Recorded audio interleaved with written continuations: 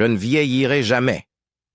C'est en ces mots que Patrick Dewar a un jour prononcé devant la presse, des mots qui, avec le recul, font penser à une prémonition glaçante. Acteur intrépide qui a redéfini le cinéma français avec ses performances brutes et sans filtre, Dewar a captivé le public avec une intensité que peu de gens pouvaient égaler. Mais derrière son talent se cache une âme tourmentée, façonnée par une enfance remplie de secrets, de trahisons et de blessures émotionnelles profondes. De ses débuts d'enfant acteur à son ascension fulgurante dans des films comme Les Valseuses et Beau-Père, la carrière de Dewar a été marquée à la fois par le génie et la controverse. Pourtant, malgré son immense talent et les éloges de la critique, ses démons personnels n'ont jamais lâché prise. En 1982, à seulement 35 ans, il s'est suicidé, laissant derrière lui un héritage qui continue de hanter et d'inspirer des générations de cinéphiles. Rejoignez-nous pour découvrir la vie tragique et la mort prématurée de Patrick Dewar, un homme qui a brillé de mille feux, mais qui n'était pas destiné à vieillir. Une enfance façonnée par l'art et les traumatismes. Patrick Jean-Marie Henri Bourdeau, dit Patrick Dewar, est né le 26 janvier 1947 à Saint-Brieuc, en France. Il est le troisième enfant d'une famille d'artistes, sa mère, Mado Morin, étant une actrice reconnue. Grandissant dans un environnement riche en influences théâtrales, Dewar est exposé aux arts dès son plus jeune âge. En 1951, il fait sa première apparition sur grand écran dans le film Monsieur Fabre, réalisé par Henri Diamant-Berger. Au début de sa carrière, il joue dans plusieurs pièces de théâtre et téléfilms, souvent aux côtés de ses frères et sœurs, eux aussi enfants acteurs.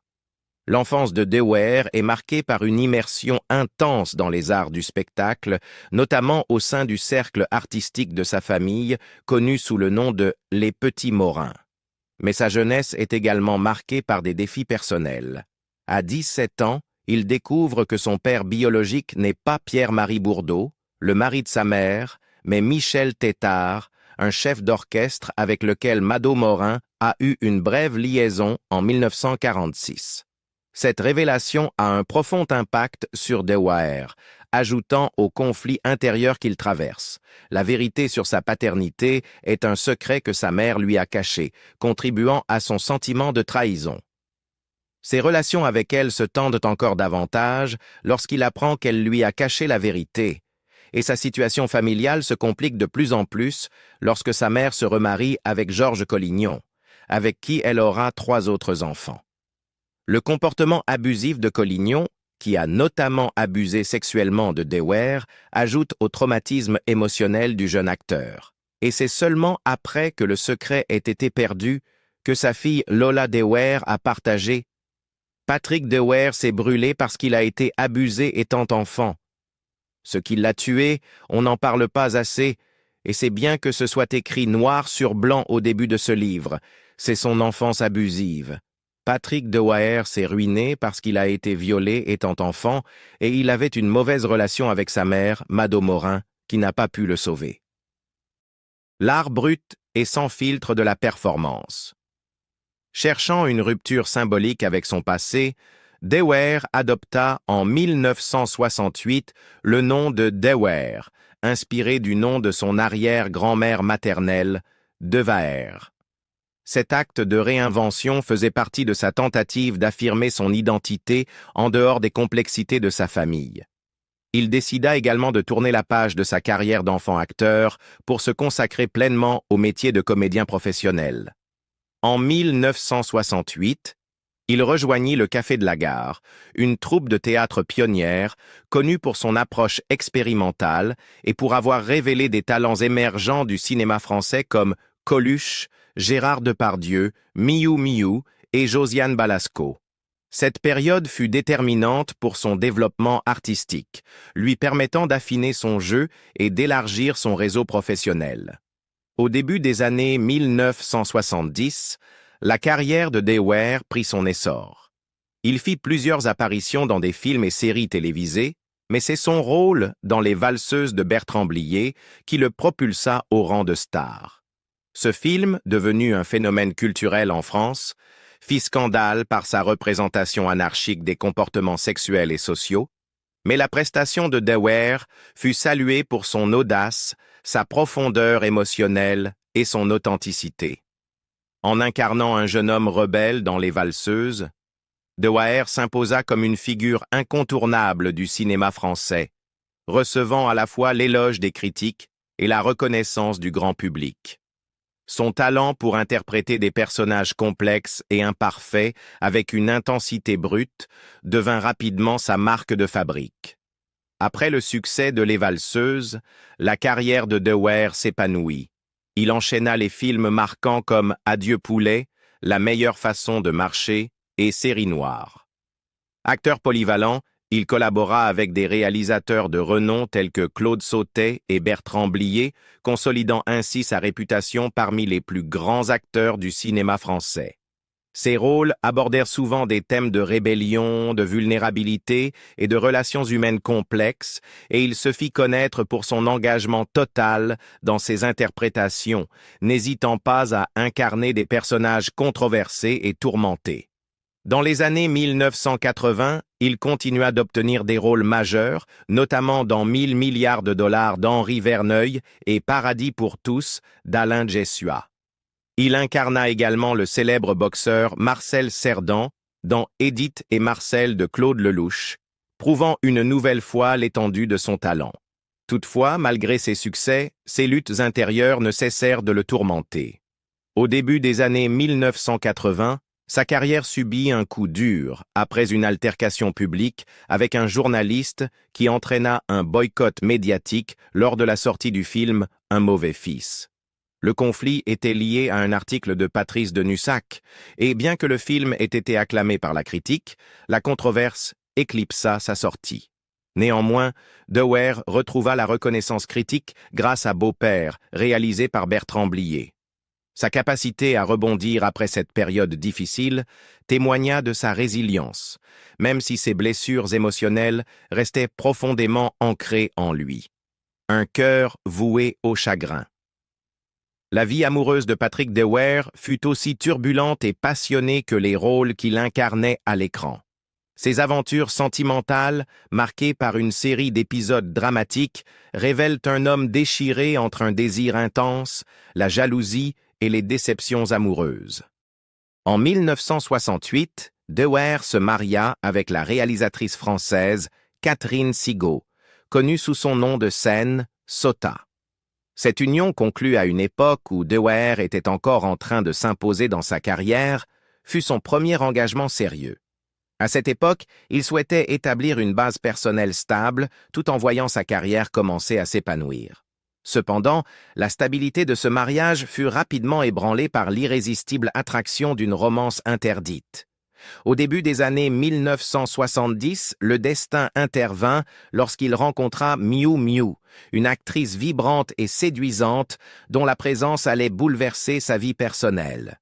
Lorsque leurs chemins se croisèrent pour la première fois, les deux étaient déjà engagés dans d'autres relations. Miu Miu était en couple avec le charismatique comédien Coluche, tandis que De Weer était toujours marié à Sota.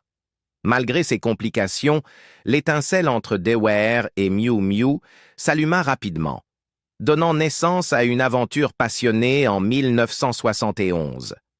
Leur romance était marquée par une intensité qui défiait les conventions, et le caractère interdit de leur relation n'en faisait qu'augmenter les enjeux émotionnels. À mesure que leur liaison clandestine s'intensifiait, des tensions commencèrent à émerger. Sur le tournage de Les Valseuses en 1973, une violente confrontation éclata entre les deux amants. De Weer, dont les tourments intérieurs et l'insécurité étaient bien connus, se convainquit que Miu Miu avait une liaison avec un autre homme, qu'il appelait Gégé. Sa jalousie monta en flèche, au point où il défonça même la porte d'une chambre d'hôtel pour confronter le rival supposé. Les éclats publics et les disputes enflammées devinrent des éléments récurrents de leur relation, reflétant les conflits intérieurs profonds que De Weer portait en lui. Leurs relations atteignirent un point critique en août 1974 avec la naissance de leur fille, Angèle. L'arrivée de leur enfant offrit une brève accalmie après les tempêtes incessantes qui avaient marqué leur liaison. Pendant un court moment, il sembla que les responsabilités parentales pourraient réparer la fracture entre eux. Cependant, ce calme fragile fut de courte durée. Les pressions de la célébrité, la jalousie et l'instabilité inhérente de leur relation menèrent rapidement à une intensification de leur conflit. Au milieu du chaos de sa vie, une autre figure émergea, qui allait devenir inextricablement liée à l'histoire amoureuse de Dewey, Julien Clerc. À l'été 1975, pendant le tournage de D'amour et d'eau fraîche, Miou Miou rencontra le jeune chanteur en plein essor. Au fur et à mesure que la relation de Miou Miou avec Dewey commençait à se détériorer, sa connexion avec Julien Clerc se renforça. La chimie entre eux était indéniable, et il ne fallut pas longtemps avant que les affections de Miou Miou ne se détournent de Dewey. Julien Clerc raconta plus tard la nature intense et volatile de ses interactions avec Dewey. Patrick, je l'admirais, et j'avais un peu peur de lui. On sentait la violence qu'il avait en lui. En 1976, la pression devint trop grande, et Dewey et Miou Miou se séparèrent finalement. La rupture fut amère et prolongée, se soldant par des mois de disputes amères sur la garde d'Angèle. Un douloureux rappel de l'amour qu'ils avaient partagé et des passions qui les avaient finalement déchirés. La fin de sa liaison avec Miou Miou marqua un tournant important, mais elle ouvrit aussi la voie à un nouveau chapitre dans la vie amoureuse de Dewey. En 1979, après des années de pression personnelle et professionnelle croissante, son divorce avec Sota fut prononcé. La dissolution de son premier mariage fit place à une nouvelle relation qui, pendant un temps, semblait offrir une forme de stabilité. Peu après son divorce, Dewey entama une relation avec Elisabeth Malvina Chalier, connue sous le nom d'Elsa. Cette union offrait un nouveau départ, et ensemble, ils accueillirent une fille, Lola, née le 4 décembre 1979. La naissance de Lola symbolisait l'espoir et la possibilité d'une vie familiale plus conventionnelle, en contraste avec les années tumultueuses qu'il venait de traverser. La relation de Dewey et Elsa parut, au début, être un nouveau départ prometteur. En 1980, le couple officialisa son union en se mariant, et pendant une courte période, des signes indiquaient que Dewey pourrait enfin trouver la stabilité et l'amour qui lui avaient échappé si longtemps. Cependant, sous la surface, de vieilles blessures et insécurités refaisaient surface. Dewey, dont le passé était marqué par des trahisons émotionnelles intenses, avait du mal à faire pleinement confiance. Son histoire avec Miou Miou et la jalousie féroce qui avait marqué cette relation était toujours présente dans son esprit. La situation se compliqua davantage lorsque Elsa, qui luttait déjà avec ses propres problèmes, commença à passer plus de temps avec Coluche. Un cruel retournement du destin. Coluche, qui avait autrefois été en couple avec Miou Miou, la femme qui avait déclenché la liaison la plus turbulente de Dewey, se retrouvait maintenant impliqué dans l'effondrement du nouveau mariage de Dewey. La duplicité fut trop lourde à supporter pour Dewey. Selon sa fille Lola, le coup de grâce vint d'un appel téléphonique qui détruisit ce qui restait de confiance dans sa relation avec Elsa. Lola se souvient. Elsa m'a dit qu'à ce moment-là, elle était partie se déconnecter en Guadeloupe sur l'invitation de Coluche. C'était la première fois qu'elle ne m'accompagnait pas sur un tournage. L'après-midi de sa mort, mon père a parlé à ma mère au téléphone et lui a demandé de revenir, mais elle a refusé. Je pense qu'après leur conversation téléphonique, mon père a reçu un autre appel. Quelqu'un lui a dit que Coluche et ma mère étaient ensemble. Je pense que mon père a vécu cela comme la trahison ultime, Coluche étant son meilleur ami. Le choc de cette révélation fut d'autant plus profond que Coluche, autrefois un ami proche de Dewey, était devenu malgré lui un symbole de trahison. Cette trahison perçue, de la part d'Elsa et de son plus cher ami, précipita une crise d'identité et de valorisation personnelle chez Dewar, le plongeant dans un désespoir dont il ne se remit jamais. Mettre fin à une souffrance sans répit. Le 16 juillet 1982, après un appel téléphonique dévastateur confirmant qu'il ne reverrait jamais sa fille et submergé par un désespoir insurmontable, il prit la décision irréversible de mettre fin à sa propre vie. Accablé par la trahison et une douleur émotionnelle profonde, Dewar choisit de se suicider, scellant ainsi son destin tragique. Patrick Dewar fut retrouvé mort dans l'après-midi, victime d'une blessure par balle auto-infligée. La police rapporta que la blessure à la tête de l'acteur de 35 ans avait été causée par une carabine de calibre .022 découverte à son domicile parisien près du parc Montsouris par son domestique. Ce matin-là, Dewar travaillait aux premières étapes du film Édith et Marcel de Claude Lelouch, où il devait incarner Marcel Cerdan, le légendaire champion de boxe poids moyen français, dont la romance avec l'icône de la chanson Édith Piaf avait fasciné le public. Selon un assistant anonyme de Lelouch, l'acteur avait participé à une séance photo pour le film, débutant à 8 heures du matin et se poursuivant jusqu'à environ 14h30. L'assistant se souvient. « Nous avons pris une série de photos dès 8 heures. Il semblait parfaitement bien. Il n'avait pas l'air du tout fatigué et en partant, il a crié « à plus tard ». Ces souvenirs rendent les événements qui ont suivi d'autant plus déroutants. Quelques instants avant sa mort, Dewar avait même prévu un entraînement et un cours de boxe dans une salle de sport, un plan qui témoignait de sa volonté de maintenir une discipline rigoureuse. Marcel Cerdan Jr., le fils du défunt boxeur, confirma que ces plans étaient toujours en place pour plus tard dans la journée. Pourtant, malgré ces signes extérieurs de normalité, une tempête parfaite de revers professionnels, de trahisons personnelles et de tourments intérieurs inexorables couvait depuis des années. Dans les années précédant ce jour fatidique, la carrière de Dewar avait atteint des sommets impressionnants avec des performances exceptionnelles dans des films comme Coup de tête de Jean-Jacques Hano, Série noire d'Alain Corneau et Un mauvais fils de Claude Sautet. Cependant, parallèlement à ses succès professionnels, Dewar luttait contre une addiction croissante aux drogues et une instabilité de plus en plus marquée sur les plateaux. Son comportement devenait imprévisible et plusieurs incidents faillirent dégénérer en confrontation physique. Par exemple, lors du tournage de Le Juge Fayard, dit Le Shérif, il manqua d'en venir aux mains avec le réalisateur Yves Boisset. Ces explosions de colère n'étaient pas des incidents isolés, mais les symptômes d'un mal-être profond qui le hantait depuis des années. Le tournant dans la vie personnelle de Dewar survint avec la pression constante des problèmes financiers et l'effondrement public de ses relations privées.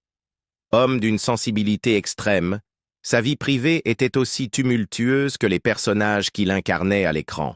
Au début des années 1980, l'accumulation de dettes écrasantes et des conflits non résolus avec le fisc alimentèrent un sentiment de détresse grandissant. Mais le coup le plus dévastateur fut sans doute la fin de sa relation avec Elsa. Après des années de mariage orageux avec Elsa, qui lui avait autrefois offert l'espoir d'une stabilité familiale, tout s'effondra. Le départ d'Elsa pour l'humoriste Coluche marqua une rupture critique dans l'équilibre émotionnel de Dewar. Cette trahison ne fut pas seulement une déception professionnelle ou personnelle, ce fut un coup fatal porté à son identité déjà fragile. Le 16 juillet 1982, alors que Dewar répétait avec Claude Lelouch et Evelyne Bouy, il reçut un appel d'une ancienne compagne. Le message fut un choc. Elle lui annonça qu'il ne reverrait jamais sa fille Lola. Cet appel, qui survint à un moment où Dewar était déjà écrasé par le poids des dettes, des pressions professionnelles et d'un état mental déclinant, fut le déclencheur ultime et insupportable. Il est connu que Dewar s'était préparé à son rôle de Marcel Cerdan avec une rigueur inébranlable, suivant un entraînement strict et participant à des séances photos méticuleuses ce jour-là. Pourtant, malgré l'énergie et la détermination apparente qu'il affichait lors de ces sessions, la nouvelle de la perte de sa fille fut une épreuve insurmontable. Le choc de cet appel brisa le dernier semblant d'espoir ou de stabilité qu'il avait réussi à maintenir, le plongeant dans un abîme de désespoir. À un moment donné, dans l'après-midi, submergé par un sentiment écrasant de trahison et d'abandon, Dewey quitta brusquement le studio. Il retourna chez lui dans le 14e arrondissement de Paris, dans un état d'agitation et de détresse. L'accumulation de plusieurs années à se sentir sous-estimé par la presse, à être enfermé dans l'image d'un monstre sacré connu pour ses accès de colère et à lutter contre une addiction destructrice aux drogues, avait finalement eu raison de lui. L'acteur souffrait depuis longtemps d'un manque de reconnaissance et d'un sentiment chronique d'isolement, aggravé par des controverses publiques. Ajoutant à son mal-être, il y avait ses relations conflictuelles avec ses amis les plus proches. Coluche, autrefois un confident et un soutien, devint malgré lui un symbole de trahison lorsqu'Elsa le quitta pour lui. L'ironie fut cruelle, l'ami qui lui avait un jour offert cette carabine de calibre .22, un cadeau destiné à des moments de détente, se retrouva malgré lui lié aux événements qui menèrent à son suicide. Ce réseau complexe de relations, rempli de blessures et de conflits non résolus, laissa Dewey dans une solitude accablante. La vie de Dewey avait été une lutte constante contre les forces qui menaçaient son estime de soi. Dans une interview de 1979, il avait déclaré avec assurance « Je ne serai jamais vieux », une phrase qui trahissait sa peur profonde de la vulnérabilité et du déclin. Cette conviction masquait cependant une crise intérieure profonde. La pression de maintenir son image publique, couplée aux trahisons personnelles incessantes, le laissait de plus en plus déconnecté du monde qui l'entourait. Son identité d'acteur reconnu, célèbre pour ses interprétations brutes et sincères de personnages tourmentés, devint inextricablement liée à une souffrance intérieure dont il ne pouvait plus s'échapper. La vie de Patrick Dewey fut marquée par les profondes cicatrices d'un traumatisme d'enfance qui, à bien des égards, façonna l'homme qu'il devint, et peut-être aussi le destin tragique qui l'attendait. Pensez-vous que les blessures non résolues de ces premières années rendaient son issue inévitable? Partagez vos réflexions dans les commentaires et n'oubliez pas de vous abonner pour plus d'histoires de vie inoubliables.